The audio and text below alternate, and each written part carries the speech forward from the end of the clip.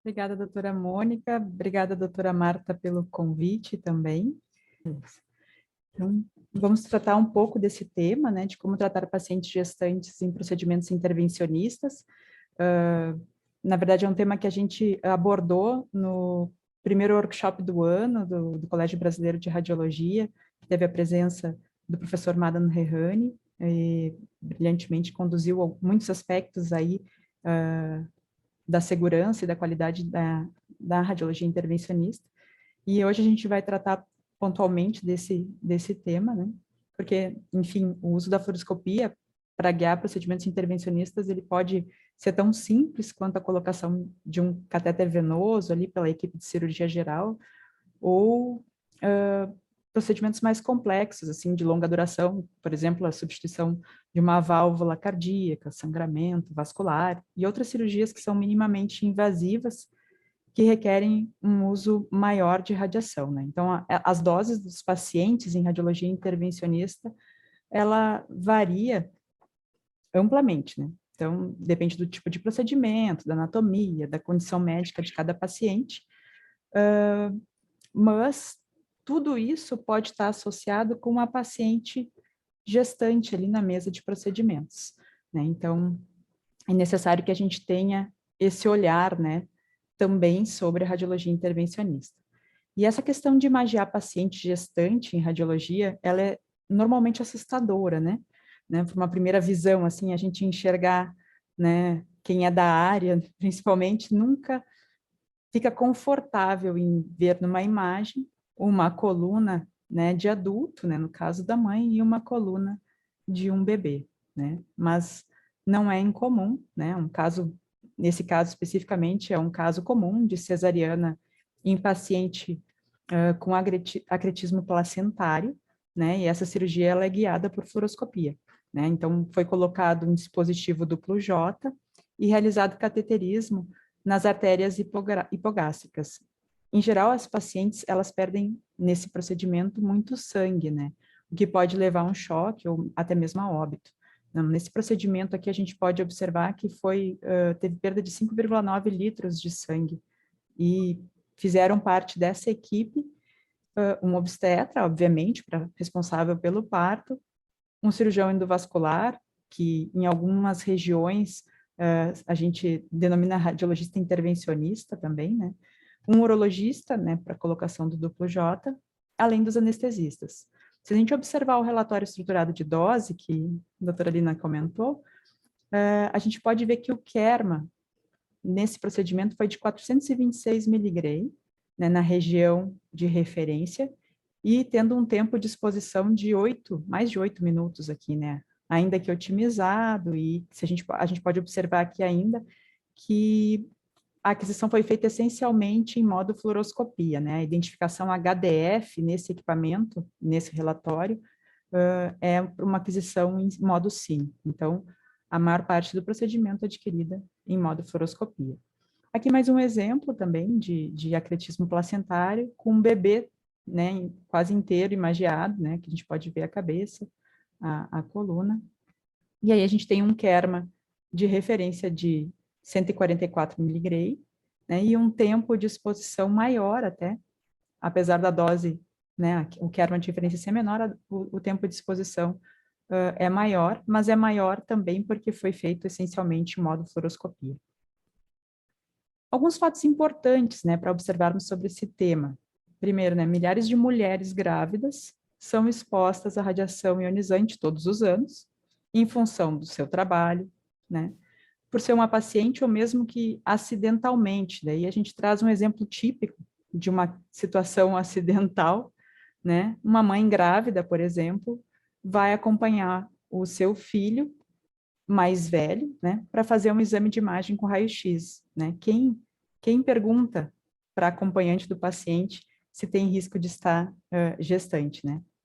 Deve ser uma conduta importante, a gente precisa pensar nisso também. Outro fato é que a falta de conhecimento, ela é responsável por grande ansiedade, né? E pode até promover interrupção desnecessária da gravidez. para a maioria dos pacientes, a exposição à radiação é justificada e o risco de radiação para o feto é mínimo, né? O que nós sabemos disso? É que existem riscos relacionados à exposição à radiação durante a gravidez, que estão relacionados ao estágio da gravidez e à dose absorvida e envolvida. E os riscos de radiação são mais significativos durante a organogênese e no período fetal inicial, né? Um pouco menos no segundo trimestre e menos no terceiro trimestre.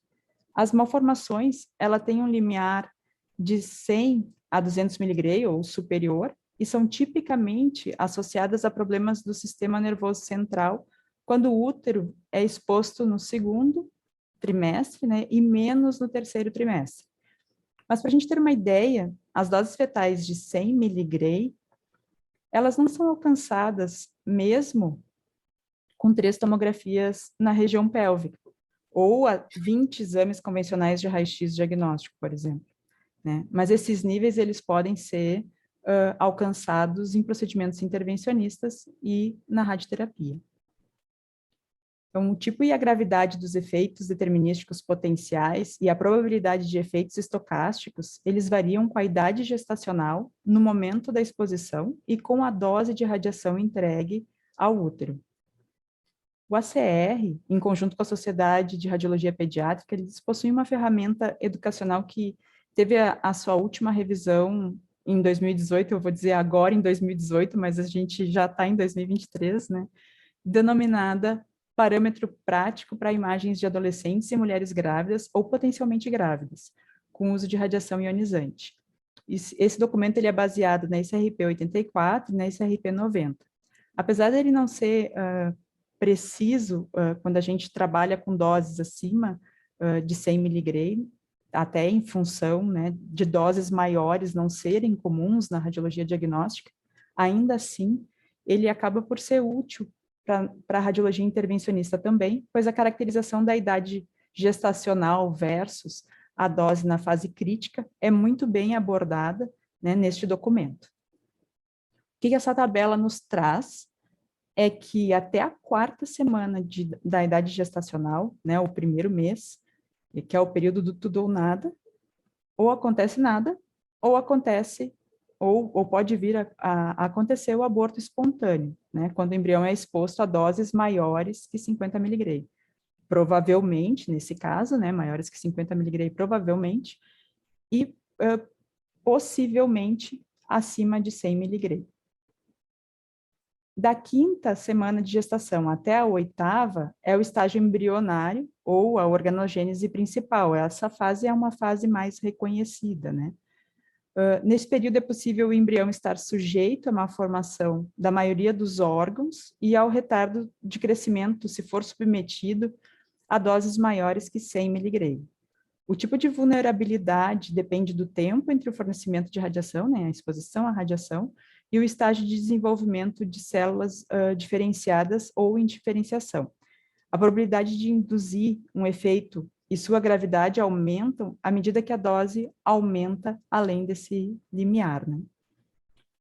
Da 11ª semana de gestação até a 17ª é o estágio fetal inicial, né? Nesse período, o sistema nervoso central é muito radiosensível devido ao alto desenvolvimento neuronal. Então, os efeitos do sistema nervoso central induzidos pela radiação, particularmente ali o retardo mental, estão entre os efeitos teratogênicos identificados com uma ocorrência mais frequente. Uma dose limite para retardo mental, ela foi estimada em torno de 60 a 310 mg, isso a gente encontra em alguns documentos, mas esses dados, eles são dados referentes a uma pesquisa, né, por exposição à radiação na população japonesa, e é uma amostra muito pequena, então, por isso essa faixa é ampla, né, a gente vai trabalhar de 60 a 310 mg, cabem várias condições aí nesse intervalo, né. Então, déficit de QI induzidos por radiação também foram observados quando a dose é acima de 100 mg. Então, nessa faixa, né, acima de 100 mg, o declínio no QI é estimado em 25 a 29 pontos por 1000 mg, ou 1 Gray. Da 18ª à 27ª semana da idade gestacional, o risco do feto desenvolver retardo mental ainda é possível, né, mas muito menor que na fase anterior. E estima-se que a dose limite para o retardo mental grave, né, nesses documentos que a gente já comentou, que talvez tenham amostras menores, né? Então, os documentos, comentam de limiares em torno de 250 a 280 miligray para esse limite, né, para causa de retardo mental. A redução do QI também é menor nessa faixa do que no estágio fetal inicial. Acima da dose de 100 miligray, que é essa crítica, a redução é estimada em 13 a 25 pontos por 1000 miligray, né, sendo menor aí do que nessa fase anterior. A dose limite durante esse período para outros tipos de malformação é de cerca de 1000 miligray ou 1 gray, então ainda menos sensível. E aí, a partir da 27ª semana da idade gestacional, é necessário doses excepcionalmente altas, né, de radiação para induzir efeitos determinísticos, né. Para essa fase de desenvolvimento, os riscos associados às doses são essencialmente riscos estocásticos, principalmente o potencial de neoplasia radioinduzida. O Colégio Americano de Ginecologia e Obstetrícia possui um guideline para o cuidado durante a gestação e lactação, que também traz o conteúdo da ICRP 84, expressando também os limites de dose para efeitos determinísticos, porém com esses valores mais específicos mesmo, né, que tratando-se de amostras menores, né, baseada na população japonesa ou em outras amostras. É importante existir essa guia para obstetrícia, porque vem em comum acordo com a ideia dos critérios de adequação e também para a gestão da necessidade desse procedimento ou desse exame ser feita em conjunto com o obstetra responsável, né? Quanto à ideia da interrupção da gravidez, acho que talvez seja o principal questionamento nosso frente a essa situação, né, da assistência à saúde. Em termos de dosimetria, as diretrizes elas são estabelecidas na SRP 84, né, e na SRP 103.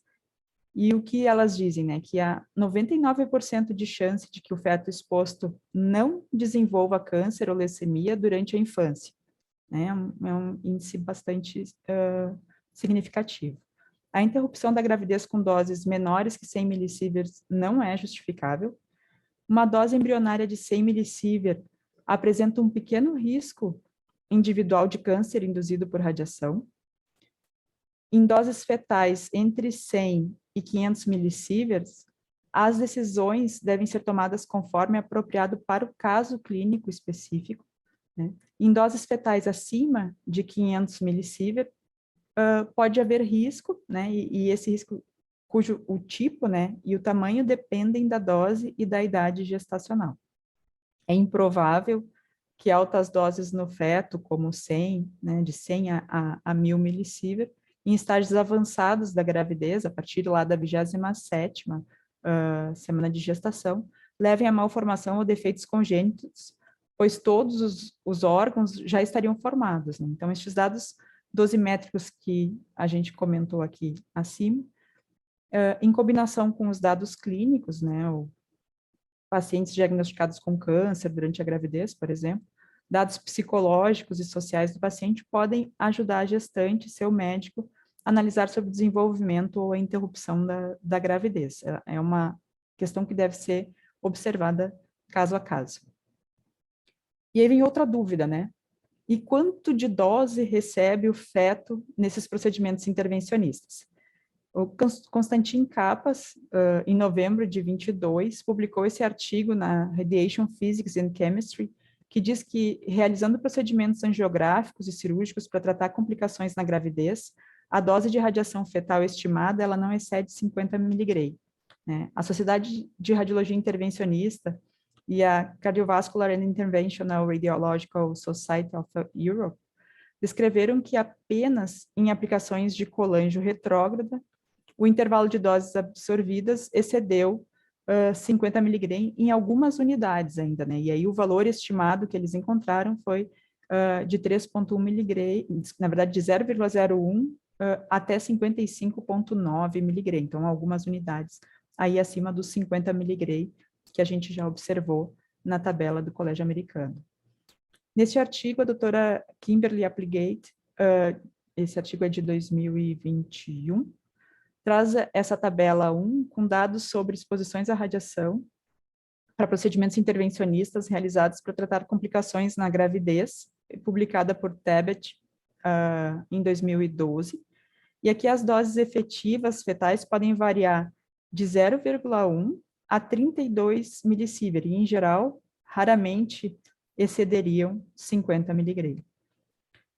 Enfim, né, com base nessas informações, né, de orientação de conduta e dose, o que o médico intervencionista deve fazer, né, como proceder com pacientes gestantes, então? A melhor situação é sempre prevenir. Seguem aqui algumas ações, né, para prevenção da exposição inadvertida de gestantes.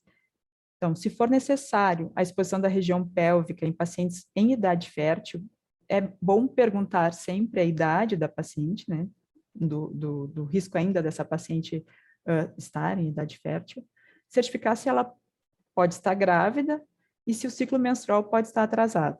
Essas regras, elas são as mesmas regras na radiologia diagnóstica, né? Se não houver a possibilidade de estar grávida, boa sorte, então, com o procedimento intervencionista. Os intervencionistas podem ser os próprios clínicos das pacientes, então essas são perguntas que não necessariamente são feitas pelo médico solicitante e podem ser revisadas pela equipe que recebe a paciente no centro cirúrgico ou no laboratório de angioplastia ou hemodinâmica. O diagnóstico da gravidez, né, de uma gravidez, pode ser muito desafiador. A história menstrual pode ou não ser confiável na determinação da gravidez. Alguns documentos de algumas sociedades médicas, inclusive, sugerem a realização de teste de gravidez pré-procedimento intervencionista. E talvez o mais importante disso tudo é que não podemos esquecer que é essencial, né, registrar em algum local apropriado, um formulário, ou documento de consentimento assinado, né, para que essa conversa com a possível gestante esteja consentida e de ciência, né, de ambos do processo. Se a paciente for gestante, então deve-se mesmo assim, né, revisar a justificativa. O exame pode ser adiado para depois do parto, por exemplo. No caso de procedimentos cardíacos, né, o procedimento pode ser realizado após o 4º mês da idade gestacional, né, seria um outro exemplo. Nesse caso, daí, o volume fetal ainda seria menor, né, e teria uma distância maior entre o feto e o tórax, né, e melhorando ali aspectos de otimização na hora da realização do procedimento. Mas, por outro lado, né, atrasar o exame ou a terapia envolve maior risco, e se o procedimento for realizado, a dose fetal, ela sempre deve ser mantida o mais baixo possível, consistente com o objetivo do procedimento. Isso é válido para gestante, isso é válido para qualquer outro paciente. E quando a gente trabalha com otimização, né, vale as recomendações que a gente já vem trabalhando aí em outras frentes, né? Então, os critérios de redução de dose para paciente também servem para redução de dose no feto na grande maioria, como aumentar a distância em relação do paciente em relação ao tubo, né, aproximar o receptor de imagem da paciente, reduzir o tempo de fluoroscopia, diminuir a taxa de frames, evitar sobreposição de feixes em incidências oblíquas, na verdade até evitar incidências oblíquas para que não tenha uma grande espessura da paciente para ser imagiada, né, o que pode aumentar a dose, evitar a ampliação da área irradiada, né, e evitar também a aquisição em modo cine, que a gente vai ter aí um aumento da dose bastante significativo, além de realizar a colimação justamente na área de interesse. Outros aspectos também são orientados pelas sociedades médicas, no sentido de